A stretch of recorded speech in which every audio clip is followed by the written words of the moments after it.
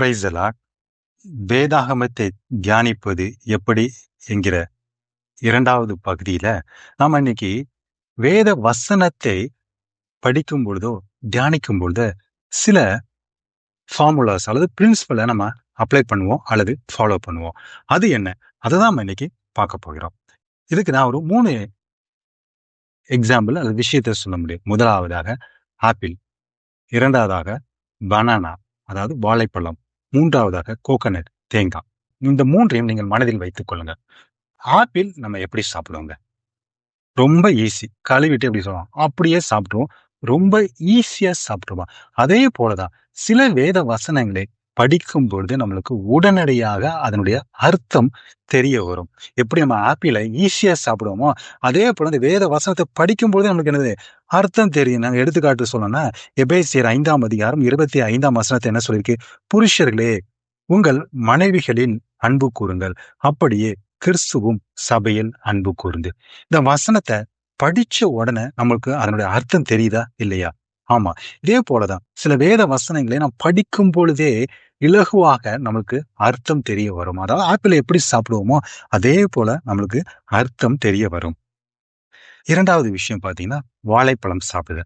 வாழைப்பழத்தை நம்ம வாழைப்பழம் எப்படி இருக்கும்? உள்ள சாஃப்டான பகுதி இருக்கும், வெளிப்புறம் தோலால் மூடி இருக்கும். நம்ம தோலை ரிமூவ் பண்ண பிறகுதான் உள்ள பகுதியை சாப்பிட முடியும். தோலோடு நம்ம சாப்பிட முடியாது. அதே போல சில வேத வசனங்களை நாம் படிக்கும் பொழுது படித்தால் மட்டும் அதனுடைய உண்மையான அர்த்தம் தெரிய வராது. அதற்கு என்ன பண்ணா அதுக்கு பின்னால உள்ள விஷயங்களும் தெரிந்திருக்க வேண்டும். அதாவது அதை மறைத்திருக்கிற விஷயத்தை நாம் முறித்து எடுக்க வேண்டும். நான் உதாரணத்துக்கு சொல்ல வேண்டுமானா, ஒரு நியாயசாஸ்திரி இயேசுவிடத்துல வந்து தன்னை ஒரு நீதிமானா காண்பிக்காண்டி எனக்கு பிறன் யார், என் பக்கத்து வீட்டுக்காரன் யாருன்னு கேட்கும் பொழுது ஆண்டவர் என்ன சொல்றார்? நல்ல சமாரியன் கதையை சொல்வார்.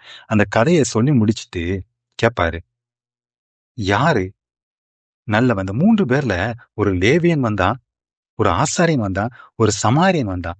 3 பேர்ல யாரு நல்லவன் இருக்கும்போது கடைசி அந்த நியாயசாஸ்திரி என்ன சொல்றாருன்னா, அந்த சமாரியன் அவன் தான் இரக்கம் செய்தான். இதை நம்ம புரிஞ்சுக்கொள்ளணும்னா இதுக்குள்ள பேக்ரவுண்ட் நமக்கு தெரியும். அதாவது வாழைப்பழத்தோட தோலை நம்ம உரிக்க தெரியும். என்னன்னா சமாரியருக்கும் யூதருக்கும் பிடிக்காது. அந்த வேறுபாடை அகற்றுறதுக்கு ஆண்டவர் என்ன சொல்றாரு? நீ யூதனா இருக்கிற நீ சமாரியன் கூட அன்பு செய், அவன் தான் உனக்கு பக்கத்து வீட்டுக்காரன்னு. இந்த பின்புலம் நம்மளுக்கு தெரிந்திருக்கணும். அதுக்கு நம்ம தோலை உரிக்க தெரிஞ்சிருக்கணும். டெக்ஸ்ட்ல அதாவது வேத வசனத்தில் உள்ள தோலை உரித்தாதான் அதனுடைய உண்மையான அர்த்தத்தை நாம் தெரிந்து கொள்ள முடியும். 3வதாக தேங்காவை நம்ம எப்படி சாப்பிடுவோம்?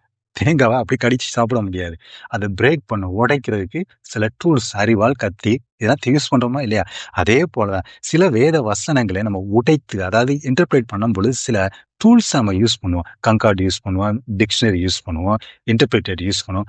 அதே போல சில வரலாற்று சூழ்நிலையும் நாம் தெரிந்திருக்க வேண்டும். அதற்கு சில கருவிகளை பயன்படுத்திதான் அதனுடைய அர்த்தத்தை நாம் தெரிந்து கொள்ள முடியும். ஏன்னா சில வேத வசனங்கள்னா ஒப்புமைப்படுத்தி உருவகப்படுத்தி எழுதியிருப்பாங்க. குறிப்பாக வெளிப்படுத்துதல் விசேஷம். வெளிப்படுத்துதல் விசேஷத்தை பார்த்தீங்கன்னா முழுக்க உருவகப்படுத்தி அல்லது வேறொரு விஷயத்தை காண்பித்து ஒரு அர்த்தத்தை சொல்லியிருப்பாங்க. அந்த அர்த்தத்தை உண்மையான அர்த்தத்தை நாம் புரிந்து கொள்ள வேண்டும்னா சில டூல்ஸ் நம்ம பிரேக் பண்ணணும், உடைக்கணும். உடைச்சாதான் அர்த்தத்தை நாம புரிந்து கொள்ள வேண்டும். இந்த வெளிப்படுத்தல் விசேஷம் 1ஆம் நூற்றாண்டில் வாழ்ந்த பரிசுத்தவான்களுக்கு அந்த சூழ்நிலையில் உள்ள விஷயங்களை உருவகப்படுத்தி எழுதியதாகவே. குறிப்பாக நம்ம சொல்லணும்னா வெளிப்படுத்தல் 13ஆம் அதிகாரத்தில் சொல்லப்பட்டுள்ள அந்தி கிறிஸ்துவோ அல்லது 666. நம்ம இப்போ உள்ளவங்க 666 பல அர்த்தத்தை சொல்லி கொண்டிருக்கிறோம். ஆனா இது நோக்கம் என்ன பாத்தீங்கன்னா அந்த காலத்தில் உள்ள பரிசுத்தவான்களுக்கு இது புரியணும். அப்போ அந்த 666 நீரோ மன்னரை குறிப்பதாக சொல்கிறார். அவரு ஒரு கொடுங்கோலன். அதுக்காக என்ன சொல்லிப்பாங்க? 666 அதை ஒப்புமைப்படுத்தி நீரோ மாதிரி இந்த அந்தி கிறிஸ்து வருவான் அப்படின்னு. அப்படின்னா இந்த 666 நம்ம இப்போ படிக்கிறோன்னா நம்ம அப்படியே மீனிங் எடுத்தோன்னு வச்சுன்னா அது வேறு விதமாக வரும். அதான் பாத்தீங்கன்னா அது ஒரு தவறான அர்த்தத்தை நோக்கி நம்ம கொண்டு போயிருக்கோம். இந்த மாதிரி வசனங்கள் இந்த மாதிரி வசனத்தை நம்ம படிக்கும் பொழுது இதோட பேக்ரவுண்ட், பின்புலம் எல்லாம் நமக்கு தெரியும். அதுக்கு சில டூல்ஸ் நம்ம பயன்படுத்தும். 1ஆம் நூற்றாண்டில் மக்கள் எப்படி இருந்தாங்க பரிசுத்தவாங்க, அப்போ இருந்த சூழ்நிலை என்ன, அப்போ யோவான் என்ன நிலையில இருந்தாரு, அந்த நிலையெல்லாம் நாம் தெரிந்து கொள்ள வேண்டும் என்றால் சில டூல்ஸ்களை நம்ம வேதத்தை தியானிக்கும் பொழுது பயன்படுத்தும் பொழுதுதான் நம்மளுக்கு அதோட உண்மையான அர்த்தம் தெரிய வரும். ஆமென்.